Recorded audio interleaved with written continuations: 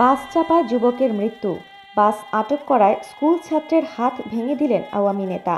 BD star TV news report করেছেন শরীয়তপুর জেলা প্রতিনিধি।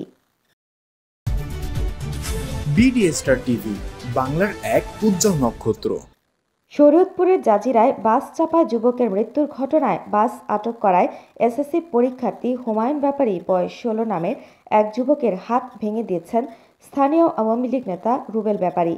এ ঘটনায় দেলোয়ার ব্যাপারী নামে আরও একজন আহত হয়েছেন। জানা যায়, রুবেল ব্যাপারী শরীয়তপুর 1 আসনের সাবেক সংসদ সদস্য ইকবাল হোসেন অপু মিয়ার অনুসারী। শনিবার 22 মার্চ দুপুর 4:30টার দিকে উপজেলার দক্ষিণ ডুবলদিয়া এলাকায় এই ঘটনা ঘটে।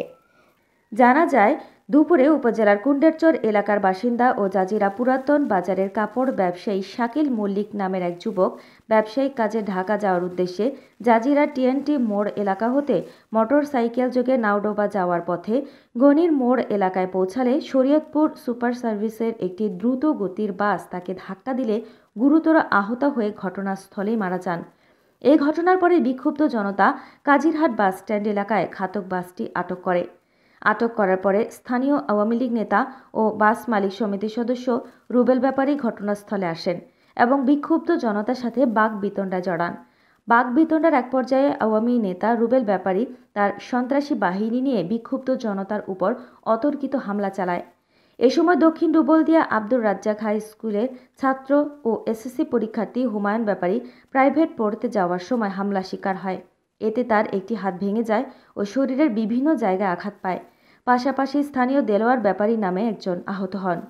এ বিষয়ে এসএসসি পরীক্ষার্থী হুমায়ুন ব্যাপারী বলেন, আমি প্রাইভেট পড়তে যাওয়ার সময় রাস্তায় একটি বাস আটক অবস্থায় দেখি।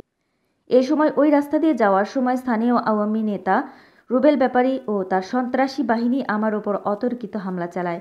এতে আমার বাম হাত ভেঙে যায় ও শরীরের বিভিন্ন স্থানে আঘাতপ্রাপ্ত হই। সামনে আমার এসএসসি পরীক্ষা, আমি এই ঘটনার বিচার চাই। আহত দেলোয়ার ব্যাপারী বলেন, গনির মোড়ে বাস চাপা একজনের মৃত্যুর পরে বিক্ষুব্ধ জনতা বাসটি আটক করে আমার দোকানের সামনে দাঁড় করিয়ে রাখে। এরপরে স্থানীয় আওয়ামী লীগ নেতা সেখানে এসে বাস ছাড়িয়ে নিতে তাদের সাথে বাকবিতণ্ডায় জড়ায় এবং ক্ষুব্ধ হয়ে আমার দোকানে এসে অতর্কিত হামলা চালায়। আমি এই হামলার বিচার চাই। উক্ত ঘটনার একটি সিসিটিভি ফুটেজে দেখা যায়, অভিযুক্ত আওয়ামী লীগ নেতা রুবেল ব্যাপারী তার লোকজন ডেকে এনে স্থানীয়দের ওপর লাঠি সোঁটা নিয়ে হামলা চালাচ্ছে। এ ব্যাপারে জানতে চাইলে অভিযুক্ত আওয়ামী নেতা রুবেল ব্যাপারী বলেন, আমি এ বিষয়ে কিছু জানি না, উল্টে তারা আমাকে মারধর করেছে।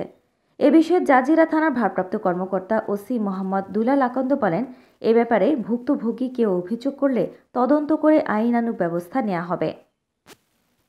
করার জন্য বাসা থেকে বের হই, স্টেশনে আইসা দেখি এক বাস চালক এক লোক মাইরা ফেলাইছে।